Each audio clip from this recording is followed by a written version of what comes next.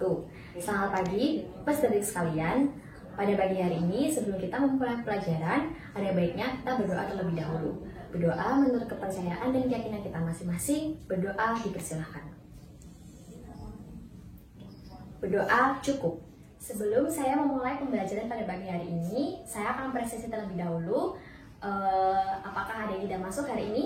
Tidak, Bu. Baik, jadi hari ini masuk semua ya. Maka dari itu saya bisa langsung memulai pembelajarannya pada pagi hari ini.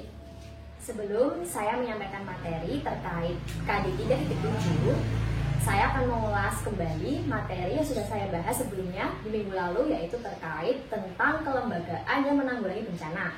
Ada BMKG, BNPB, dan BPBD. Nah, pada kesempatan kali ini saya akan menjelaskan materi terkait KD 3.7, yaitu jenis penanggulangan bencana melalui edukasi, kearifan lokal, dan pemanfaatan teknologi modern. Dengan adanya materi terkait jenis penanggulangan bencana, diharapkan siswa sekalian dapat mengetahui bagaimana sih cara kita menanggulangi bencana, karena kita tahu sendiri bahwa Indonesia merupakan salah satu negara dengan potensi bencana yang cukup besar. Kita tidak bisa memprediksi bencana kapan akan datang. Baik, itu saja pengantar yang akan saya sampaikan. Selanjutnya kita langsung ke materi pembelajaran. Saya akan membagi ke dalam 3 bagian, di mana bagian pertama saya akan menjelaskan terkait apa sih itu bencana. Bencana. Supaya mudah, saya akan menggunakan spidol warna merah untuk menandai hal-hal yang penting. Bencana menurut UU nomor 24 tahun 2007, bencana merupakan peristiwa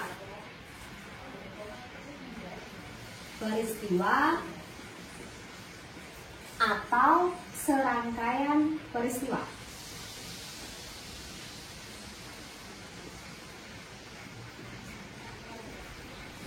apa yang membedakan antara peristiwa dan serangkaian peristiwa. Peristiwa itu seperti bencana banjir. Serangkaian peristiwa itu seperti gempa yang disusul oleh adanya tsunami, seperti gempa Aceh pada tahun 2004. Selain itu, menurut UU nomor 24 tahun 2007, bencana peristiwa atau serangkaian peristiwa yang merugikan kehidupan atau penghidupan yang disebabkan karena adanya faktor alam maupun non-alam. Jadi, bencana merupakan peristiwa atau serangkaian peristiwa yang merugikan kehidupan atau penghidupan yang disebabkan oleh faktor alam maupun non-alam. Ada 3 jenis macam bencana. Saya akan melihat di sini. 3 jenis macam bencana, ada bencana alam, non-alam, dan sosial. Bencana alam itu adalah bencana yang disebabkan karena adanya fenomena alam seperti gempa bumi, tanah longsor, banjir, kemudian gunung meletus, dan lain-lain. Sedangkan non-alam seperti contohnya adalah wabah penyakit, seperti saat ini kita sedang menghadapi pandemi COVID-19. Selain itu ada bencana sosial. Bencana sosial contohnya adalah seperti konflik sosial. Setelah saya menjelaskan terkait apa itu bencana, siswa sekalian diharapkan sudah paham ya semuanya. Baik, saya akan melanjutkan yang kedua, yaitu potensi bencana di Indonesia.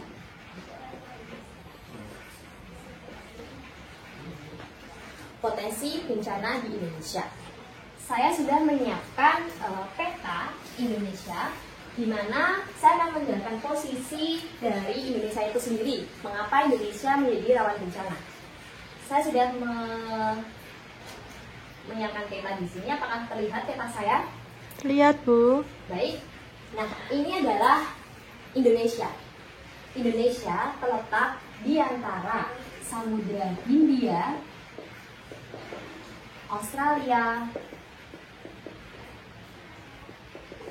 Pasifik, dan Eurasia. Satu di sini tidak apa-apa ya. Indonesia, mengapa rawan bencana? Karena Indonesia itu terletak di antara pertemuan lempeng Eurasia, kemudian lempeng Pasifik, dan lempeng Indo-Australia.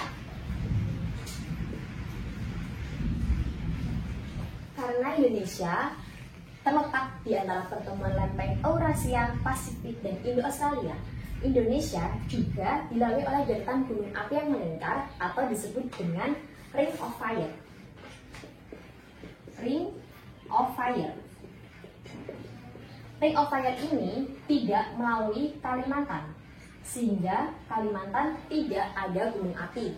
Namun ada juga potensi bencana yang ada di Kalimantan, seperti kebakaran hutan.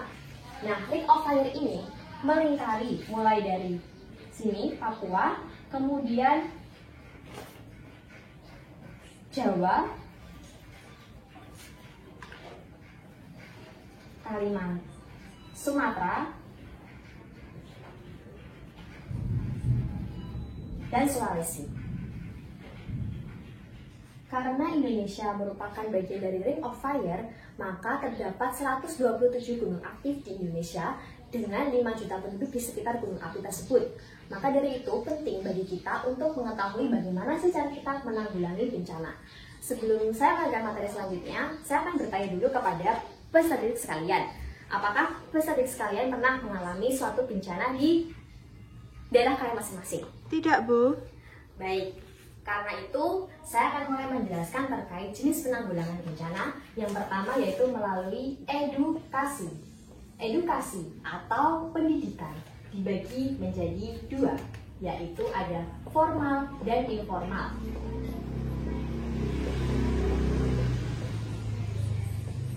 Melalui pendidikan formal, BNPB sudah menerapkan peraturan nomor 4 tahun 2012 di mana SMA atau madrasah aman dari bencana. Dari hal itu, BNPB meminta diharapkan agar sekolah-sekolah dapat siap dalam menghadapi bencana yang akan terjadi atau mungkin terjadi. Nah, selain itu, ada juga melalui pendidikan kebencanaan. Pendidikan kebencanaan, saya singkat pendidikan kebencanaan, ada 5 hal yang harus kita ketahui, yaitu melalui pengetahuan, kemudian sikap, keterampilan, kesadaran, dan peran serta. Melalui pendidikan kebencanaan diharapkan kita dapat mengetahui apa saja sih bencana itu dan bagaimana cara kita menanggulanginya. Kemudian sikap kita ketika bencana itu akan terjadi. Kemudian kita juga harus memiliki keterampilan, kesadaran, dan ikut dalam peran serta. Selain melalui edukasi, masyarakat juga dapat menanggulangi bencana melalui kearifan lokal. Saya akan menghapus ini dulu, nanti saya akan lanjutkan lagi. Kearifan lokal merupakan kekayaan budaya setempat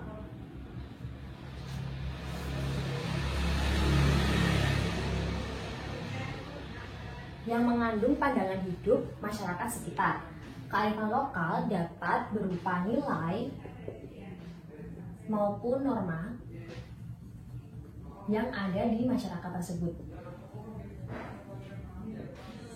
Salah satu kearifan lokal yang ada di Indonesia untuk menanggulangi bencana yaitu contohnya adalah nyabuk gunung di lereng Sumbing dan Sindoro.